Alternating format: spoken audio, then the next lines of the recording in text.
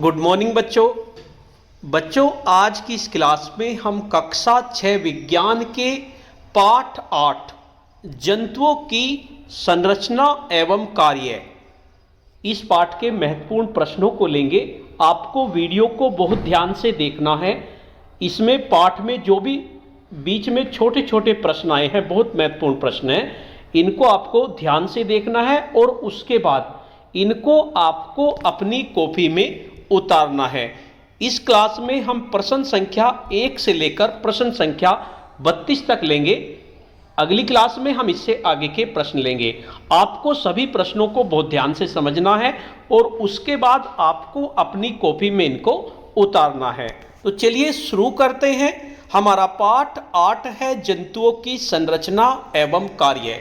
आपने पाठ पढ़ लिया होगा, दूरदर्शन के माध्यम से भी इसका प्रोग्राम आता है, उसको आप ध्यान से देख लीजिए। उसके बाद आप इन प्रश्नों को अपनी कॉपी में उतार लीजिए। हमारा पहला प्रश्न है, स्थल पर पाया जाने वाला सबसे बड़ा जंतु कौन सा है? यानी जो जमीन पे रहता है वो सबसे बड़ा जानवर कौन सा होता है? तो जो जमीन पर रहता है वो सबसे बड़ा जानवर होता है हाथी। तो इसका उत्तर होगा हाथी। उसके बाद दूसरा प्रश्न है, सबसे बड़ा जंतु कौन सा है? अब अगर हम ये बात कहें, पहली बात तो हमने की थी कि पृथ्वी पर सबसे बड़ा जंतु कौन सा है, और अगर ये कहें कि सबसे बड़ा ही जंतु कौन सा है जिससे बड़ा कोई भी ना हो, तो वो होता है ब्लू व्हेल। तो ब्लू व्हेल इसका उत्तर होगा, आप इसको लिख लेंगे। उसके बाद तीसरा प्रश्न है, सूक्ष्म जीव किसे कहते हैं? सूक्ष्म जीव से हमारा मतलब है ऐसे जीव जो हमें अपनी आंख से दिखाई ना दे, उन्हें कहेंगे सूक्ष्म जीव। इनको देखने के लिए हमें सूक्ष्मदर्शी की जरूरत पड़ती है, ऐसे हमारे ये नहीं दिखते। तो सूक्ष्मदर्शी से दिखाई देने वाले अत्यंत छोटे छोटे जीव जैसे जीवाणु, युगलीना, अमीबा, पैरामीशियम, क्लेमाइडोमोनास, इन सभी जीवों को कहते हैं सूक्ष्म जीव। अगला प्रश्न है, कुछ एक कोशीय जीवों के नाम बताइए। तो एक कोशीय यानी कि जिनमें एक कोशिका होती है, तो उनके नाम होंगे। इसका उत्तर इसी के सामने लिखा हुआ है, आपको सामने नहीं लिखना है, आपको नीचे लिखना है। उत्तर होगा अमीबा, युगलीना, पैरामीशियम, क्लेमाइडोमोनास और जीवाणु। उसके बाद अगला प्रश्न है, सूक्ष्मदर्शी की सहायता से किसी वस्तु का लगभग कितने गुना बड़ा करके देखा जा सकता है? मान लीजिए सूक्ष्मदर्शी है, उससे आप कितना बड़ा देख सकते हैं? लगभग 200 गुना, यानी जितनी भी वो चीज है उसका 200 गुना बड़ा करके उसको देखा जा सकता है। और सूक्ष्मदर्शी जो हैं इसी से सूक्ष्म जीव देखे जाते हैं। उसके बाद अगला प्रश्न है, अकशेरुकी जीव किन्हें कहते हैं? तो क्या उत्तर होगा? जिन जीवों में कशेरुकदंड नहीं पाया जाता, जैसे केंचुआ, जोक आदि, उनको अकशेरुकी जीव कहते हैं। उसके बाद अगला प्रश्न है, कशेरुकी जीव किन्हें कहते हैं? इससे पहला प्रश्न था हमारा अकशेरुकी, जिनमें कशेरुकदंड, कशेरुकदंड से हमारा मतलब है रीढ़ की हड्डी। जिनमें रीढ़ की हड्डी नहीं होती उन्हें अकशेरुकी कहेंगे। जैसे केंचुए में रीढ़ की हड्डी नहीं होती, जोक में रीढ़ की हड्डी नहीं होती। और कशेरुकी जीव किन्हें कहेंगे? जिनमें रीढ़ की हड्डी होती है। यानी कि जिन प्राणियों में कशेरुकदंड पाया जाता है, जैसे मनुष्य, गाय, बकरी आदि, इनमें कशेरुकदंड पाया जाता है, इन्हें कशेरुकी जीव कहते हैं। उसके बाद नेक्स्ट प्रश्न है, अमीबा का आकार कैसा होता है? तो अमीबा का जो आकार होता है वो अनियमित होता है, कोई फिक्स आकार उसका नहीं होता। तो इसका उत्तर होगा अनियमित। अगला प्रश्न है, पाचन किसे कहते हैं? अघुलनशील भोज्य पदार्थों जैसे प्रोटीन, मंड तथा वसा को सरल तथा घुलनशील अवस्था में बदलने की क्रिया को पाचन कहते हैं। पाचन का मतलब पचाना। जब भोजन पचता है तो इसमें क्या होते हैं? अघुलनशील भोज्य पदार्थ होते हैं हमारे भोजन में, जैसे प्रोटीन होता है, मंड होता है, वसा होती है। इनको सरल और घुलनशील अवस्था में बदलने की क्रिया को पाचन कहते हैं। उसके बाद अगला प्रश्न है, मनुष्य में पाचन क्रिया किन अंगों द्वारा संपन्न होती है? तो मनुष्य में जो पाचन क्रिया होती है वो निम्न अंगों द्वारा संपन्न होती है। सबसे पहले मुख गुहा, फिर भोजन नली यानी कि ग्रास नली, फिर आमाशय, उसके बाद छोटी आंत, उसके बाद बड़ी आंत, उसके बाद मलाशय एवं गुदा। तो इन अंगों द्वारा पाचन क्रिया हमारी होती है। अगला प्रश्न है, मनुष्य के शरीर में कौन सी दो पाचन ग्रंथियां पाई जाती हैं? तो मनुष्य के शरीर में एक तो यकृत होती है, दूसरी अग्नाशय होती है। तो इसका उत्तर होगा यकृत तथा अग्नाशय।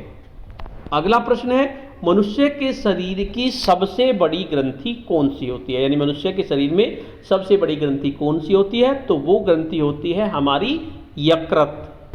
उसके बाद अगला प्रश्न है, पित्त रस का निर्माण कहाँ होता है? तो पित्त रस का निर्माण होता है यकृत में। उसके बाद प्रश्न नंबर 14 है, यकृत का रंग कैसा होता है? तो यकृत का जो रंग होता है वो चॉकलेटी या गहरे भूरे रंग का होता है।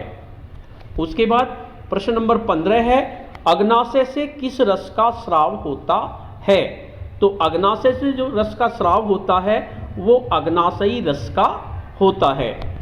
उसके बाद प्रश्न नंबर 16 है, अग्नाशय का रंग कैसा होता है? तो अग्नाशय का जो रंग होता है वो हल्का गुलाबी होता है।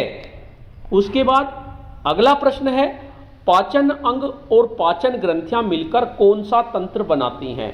तो पाचन अंग और पाचन ग्रंथियां मिलकर पाचन तंत्र बनाती हैं। तो इसका उत्तर ये होगा। उसके बाद अगला प्रश्न है, पाचन ग्रंथियां द्वारा स्रावित पाचक रस के क्या कार्य हैं? तो इसका उत्तर होगा पाचक रस रासायनिक क्रिया द्वारा भोजन में उपस्थित प्रोटीन, मंड तथा वसा को सरल तथा घुलनशील अवस्था में परिवर्तित करते हैं।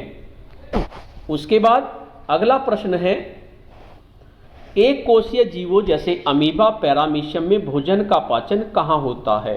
तो जो एक कोशीय जीव होते हैं उनमें कहाँ होता है? कोशिका में होता है पाचन। उसके बाद अगला प्रश्न है, किन जीवों में आहार नाल के सभी भाग नहीं होते? तो कौन कौन से ऐसे जीव हैं जिनमें आहार नाल के सभी भाग नहीं होते? केंचुआ, तिलचट्टा आदि में आहार नाल के सभी भाग नहीं होते। अगला प्रश्न है, पूर्ण विकसित आहार नाल किन जीवों में पाई जाती है? तो पूर्ण विकसित आहार नाल मिलेगी, एक तो मछली में मिलती है, मेंढक में मिलती है, छिपकली में मिलती है, पक्षी तथा सभी स्तनधारियों में मिलती है। अगला प्रश्न है, श्वसन किसे कहते हैं? तो श्वसन किसे कहेंगे? ऑक्सीजन युक्त वायु को अंदर खींचना और कार्बन डाइऑक्साइड से युक्त वायु को बाहर निकालना श्वसन कहलाता है। उसके बाद अगला प्रश्न है, अंतः श्वसन या निश्वसन किसे कहते हैं? अंतः श्वसन का मतलब अंदर हवा का जाना।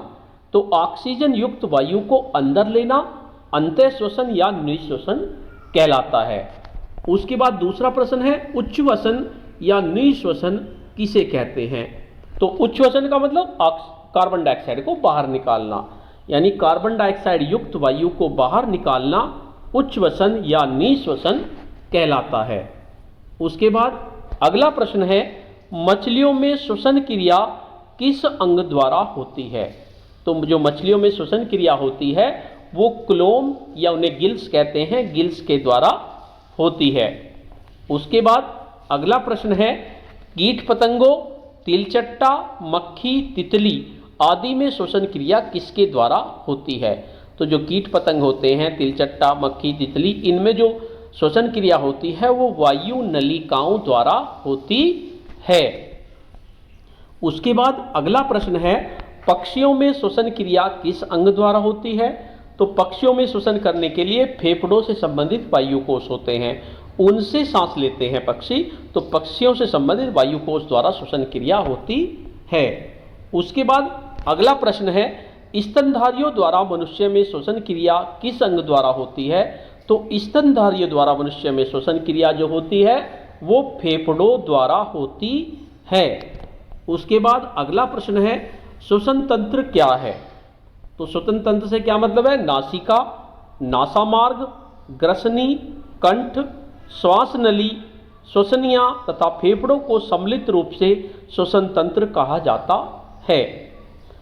तो ये हमारा प्रश्न नंबर 29 हुआ। उसके बाद प्रश्न नंबर 30 है हमारा, हमारे शरीर में हृदय कहाँ पर स्थित होता है?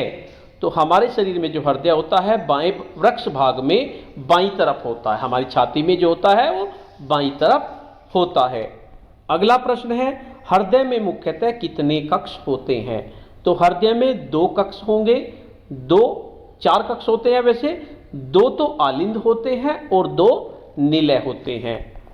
और लास्ट प्रश्न है हमारा आज का, मनुष्य के हृदय में कुल कितने कक्ष होते हैं?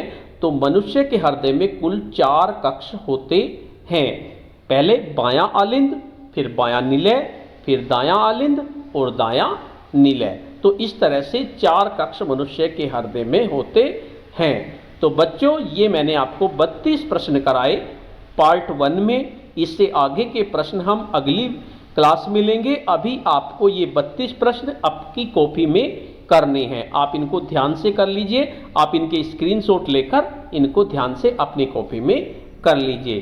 तो आज की क्लास में इतना ही, धन्यवाद।